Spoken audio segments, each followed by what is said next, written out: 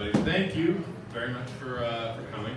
I was just going to talk just a little bit about, just give you guys just a little snippet of the story from last year when, Save Argyle happened and how that all sort of related into and how all of you actually really did make this team happen this year.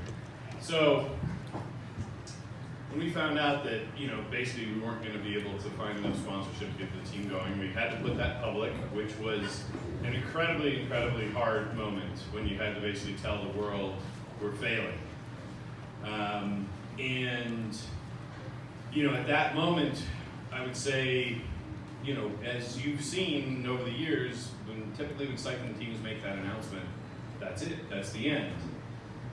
Luckily, because of a lot of the people that you've met today, Matt, Allie, Jesse, I can't find everyone in here, we have a really, really creative bunch of people working behind the scenes in this team.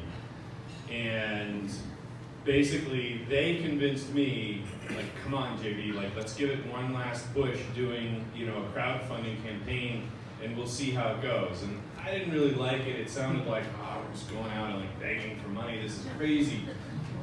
But I slept on it, and I thought, the thing of this is if this works, we're never going to raise whatever it was. I said $7 million. It was more like 12. Yeah, it was more like 12.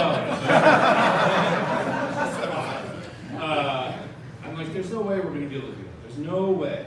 But if we get, if people get really excited about this, and there's enough people that kind of throw it in, it'll generate enough buzz that maybe there'll be somebody that says, fine, I'll do the other 10 and a half.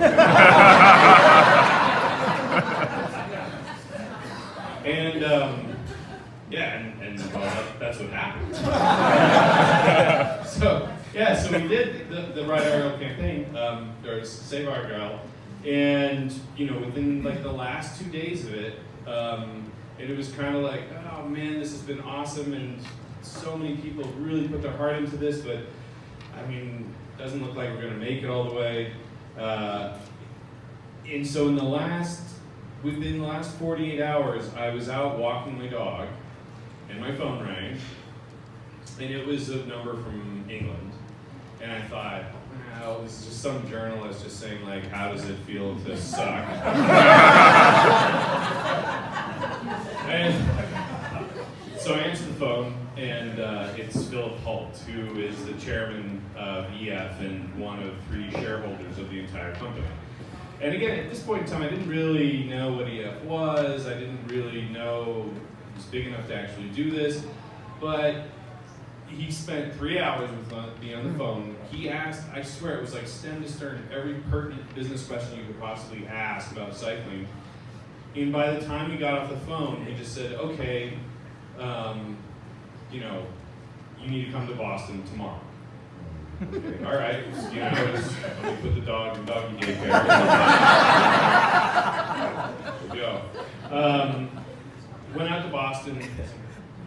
We took a little while to get the whole deal done, but in the end, both Eddie and Philip Hult, they're brothers that run EF, they've said to me over and over again, we would have never done this if we didn't realize how engaged your fans were and how loyal your fans were.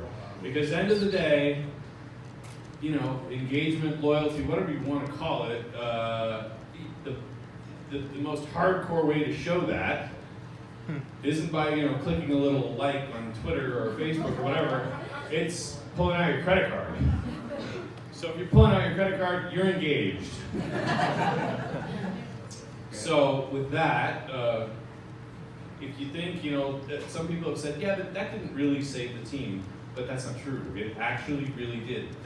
What our effort here, thanks to all of you, is what got the attention of the world and said, there are people willing to pay just to see these guys survive.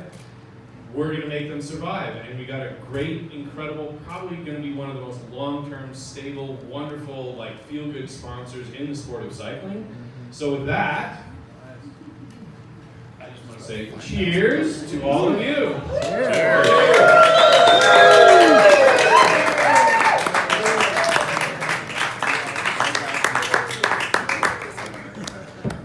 feel like now I need to introduce the band or something. That's it.